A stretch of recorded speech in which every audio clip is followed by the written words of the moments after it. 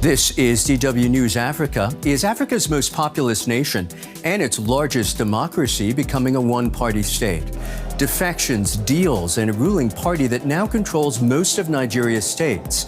President Tinubu's APC is gorging on the opposition, and critics say democracy itself may be the casualty.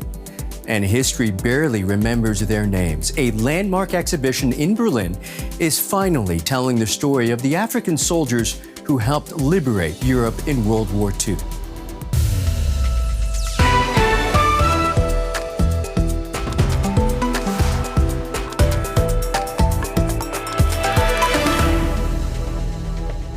I'm Michael Okwu. Welcome. Nigeria's opposition is in freefall. Governors, senators, lawmakers defecting to President Bola Tinubu's ruling APC at a pace the country has never seen before. The party now controls 31 of the nation's 36 states. With the general election just months away, civil society is sounding the alarm and raising an uncomfortable question. Is the opposition collapsing fast enough to make any election a foregone conclusion? Nigeria cannot be a one-party state. We will not allow even Tinubu himself to make a mockery of democracy. Precious is worried. One-party rule was a big topic at the convention of the African Democratic Congress earlier this month. She says she is ready to fight it with this opposition party. The mood was very different at the ruling party All Progressive Congress, or APC, last big gathering a month ago. Leaders celebrated new memberships. Governors elected under different parties are changing sides and joining the APC in droves. Today, defections have reshaped Nigeria's political map.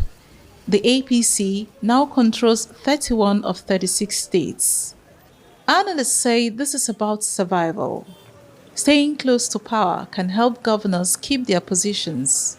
It can also boost their chances of winning a second term. In Nigeria, switching parties is common. The APC itself started just over a decade ago. Several opposition groups merged, and from there, the APC kept gaining power. PDP. The new political landscape has put the squeeze on opposition parties. The People's Democratic Party once dominated Nigerian politics. It ran the country for 16 years. Its influence has faded, and today it only controls 2 states. A newcomer, the ADC emerged last year in a major political shake-up. 2 rivals joined forces. Peter Obi and Atiku Abubakar are now working together alongside other political heavyweights. The alliance is targeting President Bola Tinubu's re-election bid and the APC's growing dominance. But it's up to Nigerians. Me, I will fight it till I die. I fought the military for that, and I won at the end of the day. We are too complex to be, honestly, to be conscripted into a one-party state. Defections are instigated. Rather than a leader trying to build institutions, make governance better, is actually deliberately weakening the institutions. This debate goes beyond politics. It gets to the heart of Nigeria's democratic future. Critics are warning that a weaker opposition raises many questions. Questions about accountability, about competition, and whether elections still offer Nigerians any real choice. Popular opinion is divided. No, that's not democracy. To me, that's not democracy at all. Okay, I don't think Nigerians now have a say because it's no longer a democratic party. It's now a one-party system. So whereby everybody's just coming to APC. We believe they are doing well.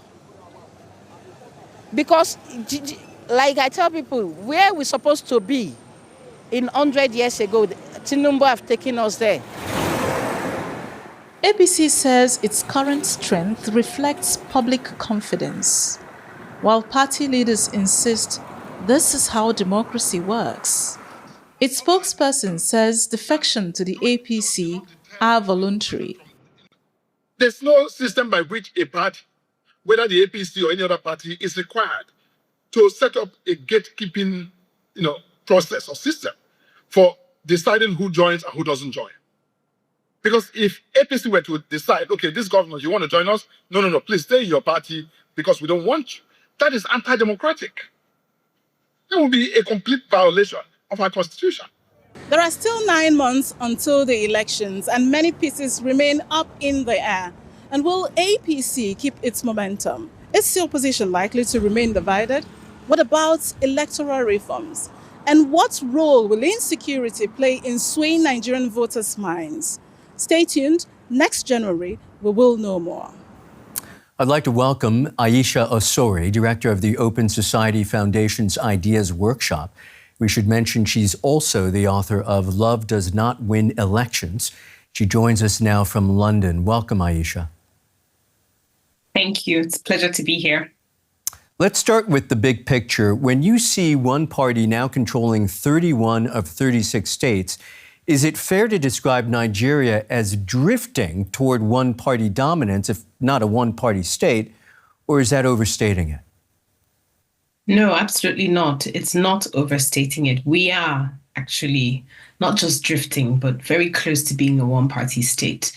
Aside from this being a new development, as in we've never had, there's always been competition between at least two major parties even three parties since we returned to civil rule in 1999. But this is the first time that one party, the ruling party, the party of the president, will be controlling 31 out of 36 states. And for those who know how Nigeria's politics works and our political economy, the governors deliver for the president because our general elections are staggered so that the president and the National Assembly come first.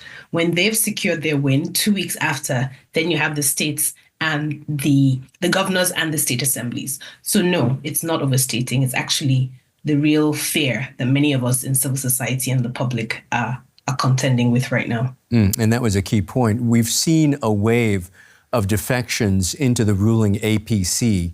What's really driving that? Is this about ideology, political survival, or something more structural in how Nigeria's political system works?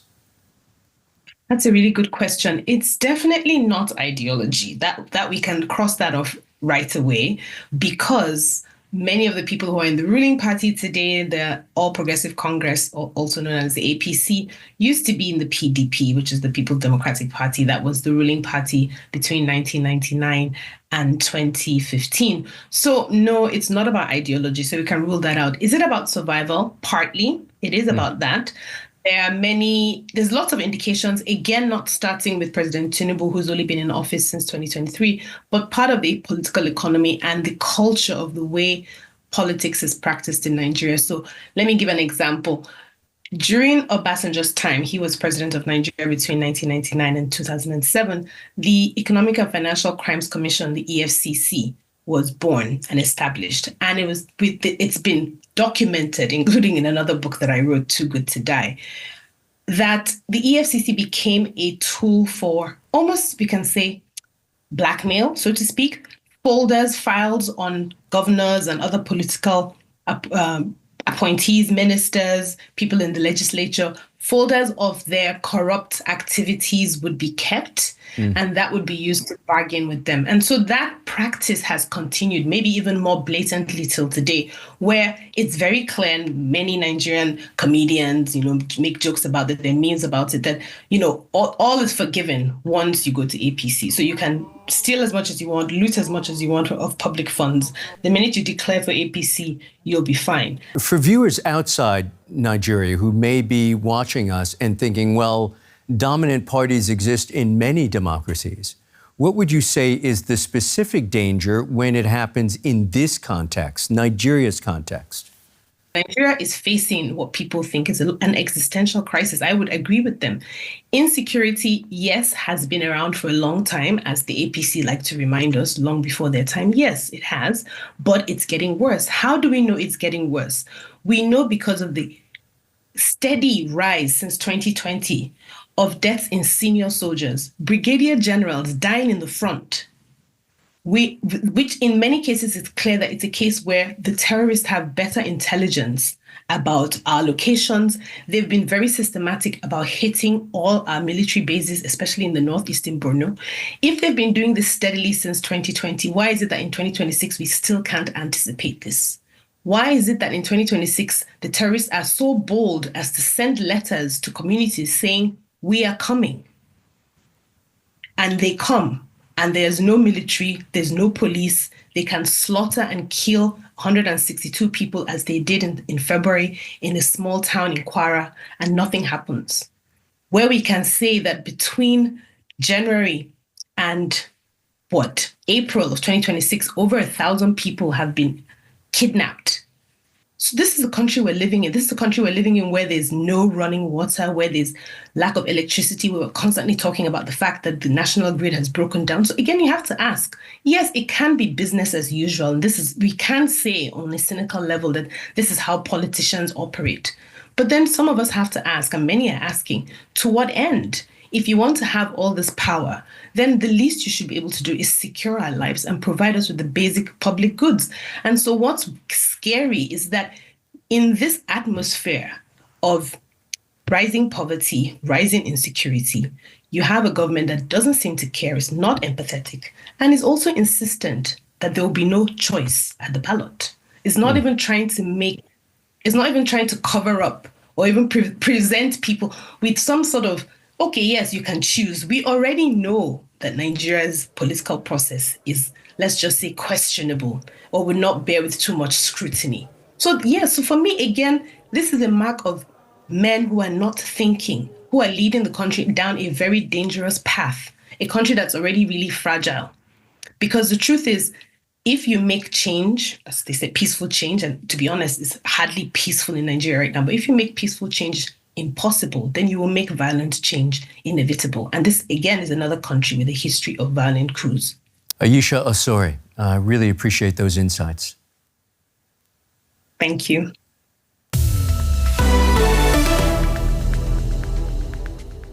Who are Africa's forgotten soldiers who freed Europe? That's a central question of an exhibition here in Berlin entitled Trials and Tribulations, From Cannon Fodder to Avant-Garde.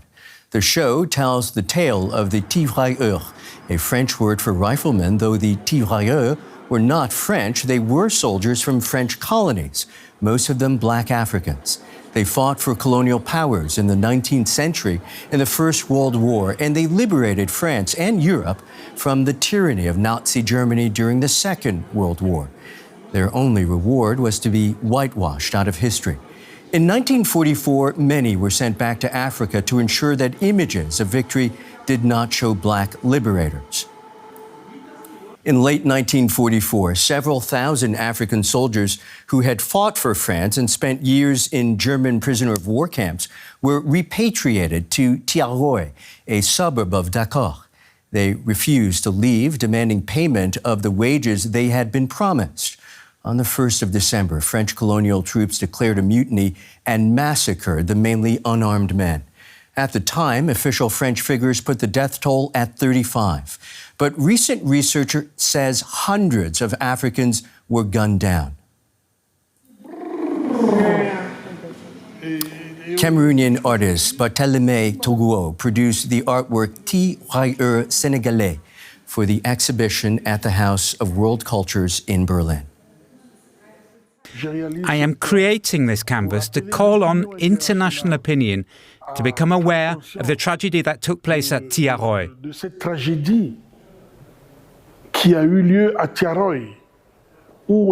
Where the French army openly murdered soldiers who were demanding what they were owed. And there will have to be a reckoning. And then there must be reparations. And I believe that today, the progress of the world must move in this direction, acknowledging past wrongs, compensating the victims, and building new bilateral relations, genuine exchanges of solidarity across the world. I believe we must start again on that kind of foundation. I'd like to welcome now Dr. Bonaventure Indukung, Director and Chief Curator, House of World Cultures in Berlin. It's really good to have you here, Professor. Thank you. Thank you for having me. You know, I grew up in Africa, Europe, mainly in the United States, and watched movies about World War II. I never saw any African faces, and it strikes me now as we're talking that there may be many people watching us who had no idea that Africans played a vital role in World War II. And I wonder whether that's partly why you decided to stage this exhibition. You're completely right.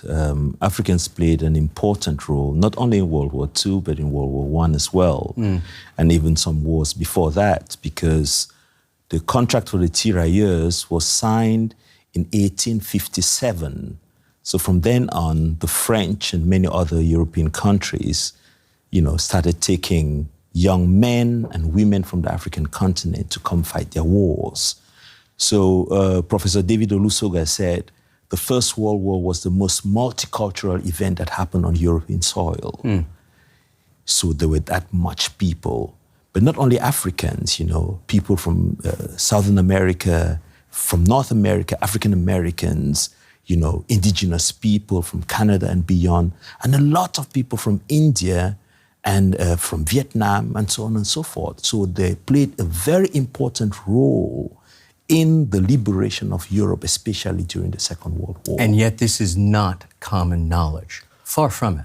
Unfortunately, because I would say for several reasons, one of them being that history, as it is taught, has decided to omit this part played by the African soldiers or the Tirailleurs at large, and that's why we're doing this exhibition, to try to de-erase the presence of these people, and to think of their contributions, and the focus being, who are the people that liberated Europe?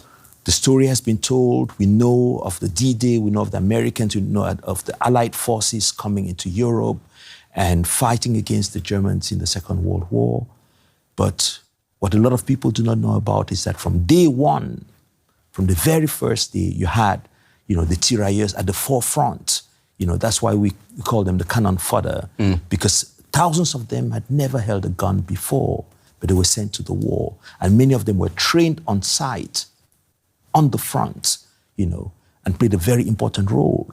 As I was saying earlier, Paris was largely liberated by by battalions of Senegalese fighters. Many of our viewers across Africa have a grandfather, a granduncle, someone who fought in that war.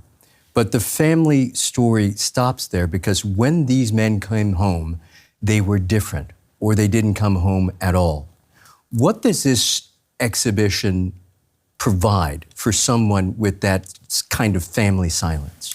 It is very interesting. Many of the artists in the show found out in the process of the research that their grandparents or great-grandparents were Tirailleurs. Oh, my goodness. An artist like Nadia Kabilinke, she found out that people in her family, or Dio Thiam from Senegal, she actually did a work dedicated to her grandfather, who was a Tirailleur from Senegal in Germany, right? So there was a kind of a taboo when many of them came back, because some of them were actually celebrated, some of them were looked down upon because they fought for the same people that were colonizing them, right? So there was this kind of a difficult relationship, right? But it's a very interesting thing. In a country like Senegal, every other family has a story to tell of a grandfather that was in Europe. And I find that very interesting. So it's in public memory, in the public imagination of the people, but it's not written down in the history books, you know. That's how I actually got to know about this history through the music of Zhao. So let me ask you this. If I am somebody who had a family member who had been in this war, and yet I know that it's a story that hasn't been told by many people, and my family doesn't talk about it, because grandfather came home, he was a different guy, or he didn't come home at all. Yes. What is this exhibition going to provide for me? For that empty space that I have? The exhibition, first of all, puts this history and these people in a different light. You know, one of the artists, Yassine Balbzoui from Morocco, said, in Africa, we have too few heroes. And the story of the Thiaroyes is also a story of heroes, of people that actually contributed something. And during the opening, we invited the ambassador of Rwanda to Germany, and he kind of chaired the occasion, and he said, many a time Africans are seen as problems rather than as solutions. And this is one of the many stories in which Africans participate in the solution making. So you cannot tell the history of the liberation of Europe or tell the history of the democratization of Europe and the world at large without the contribution of these Africans, these Asians, these Americans. There is a really powerful installation at this exhibit from the artist Binta Diop, I believe. It's a mass of soil spread out on the ground, some flowers, and a single Senegalese hat, which evidently represents the dozens of soldiers who were massacred by French troops on December 1st, 1944, for having the audacity to ask for their pay. Tell me more about this piece, if there's something more you wanted to add to it. And also, by curating this piece, are you making a statement, hoping to get some kind of political reaction from the French government or from any other former colonial power? Well, first of all, Binta Diop's work is a very important work.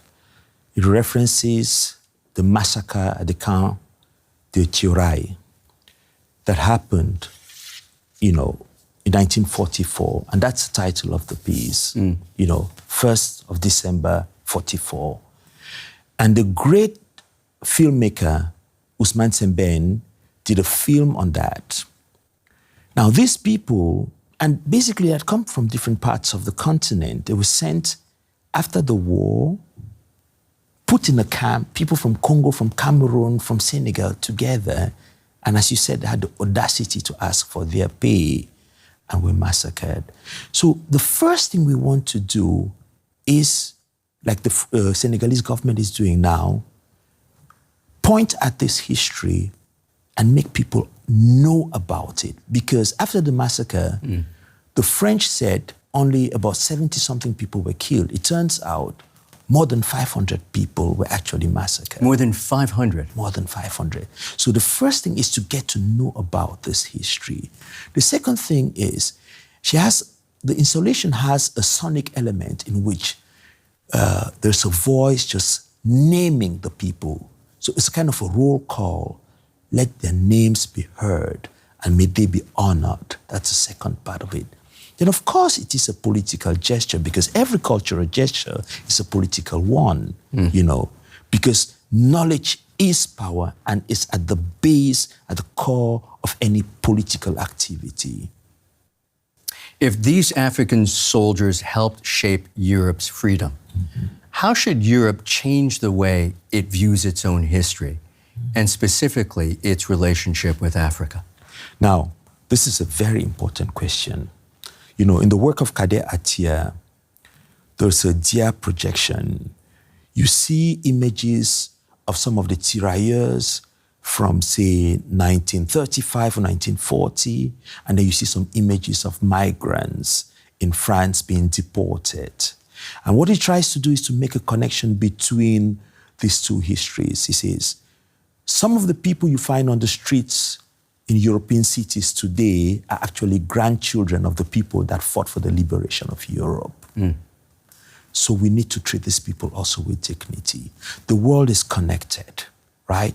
So what we're trying to do is to point out that the history of Europe is entangled with the history of the African continent and vice versa, just like the history of Europe is entangled to the history of Asia and Latin America, right? So millions of Indian soldiers that fought for the British, Britain wouldn't be free today without their support, right? So if one day we're actually to tell the real history of this part of the world, we would have to bring up these people. And if one day we had to give a medal and actually to compensate people, then these people also need compensation.